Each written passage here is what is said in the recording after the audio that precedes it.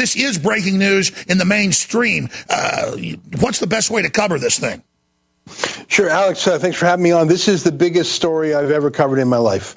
I will never have a story this big, this important, this dramatic again. And it's incredible.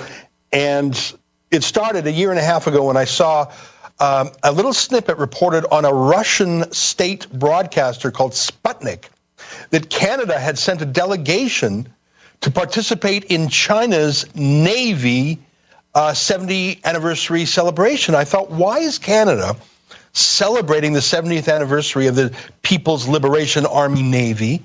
And I don't know if you know this, Alex, but just a few months before that, China grabbed 2 Canadian civilians off the streets and has held them hostage ever since. So it's gross that a NATO member and a NORAD member like Canada would celebrate the People's Liberation Army celebration at all. But this was just months after China kidnapped 2 Canadians. So I saw news of this nowhere else other than on this Russian site. I did what's called an access to information request, a freedom of information request. They delayed 19 months, but they finally answered. And yes, they confirmed that Trudeau sent someone to celebrate the Chinese Navy. But that was the least of it, because they sent 34 pages of internal documents that I never actually even asked for. And instead of blacking them out, as secret documents usually are, they only grade them out. You can read every single word. And I put them up on the internet at thechinafiles.com. You can take a look. But let me just tell you, the craziest thing in there, I did not know any of this, and I like to think I follow the news closely.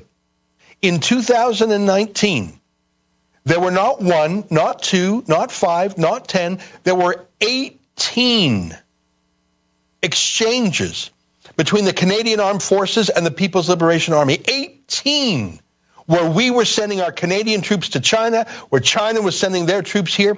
And you're correct, one of them, the cold weather training at CFB Borden, our Canadian Forces Base, Petawawa in Ontario. There's a Canadian Forces Base in Ontario, specialists in cold weather warfare.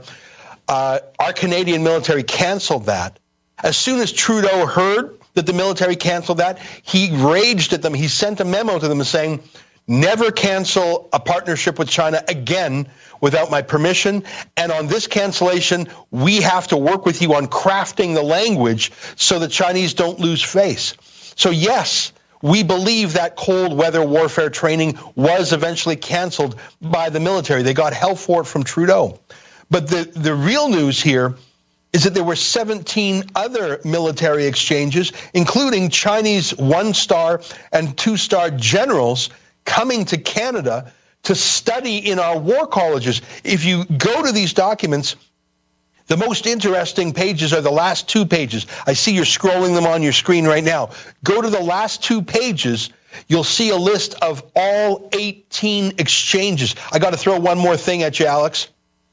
In October of 2019, in the city of Wuhan, maybe you've heard of it, that China held the Military World Games. It's like the Olympics for soldiers. Huge propaganda coup for China.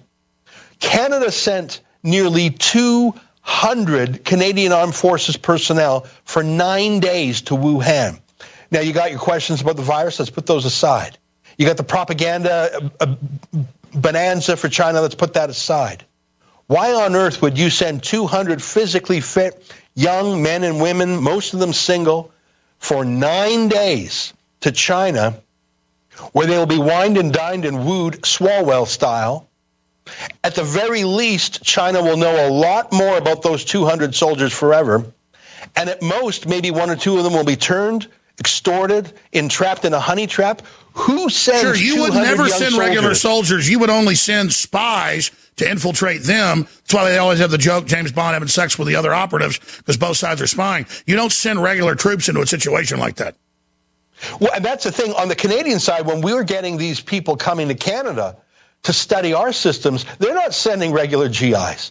They're sending probably people with photographic memory, people who have studied our systems and are actually just trying to crack our codes and processes and strategies. The crazy thing is we're inviting them in.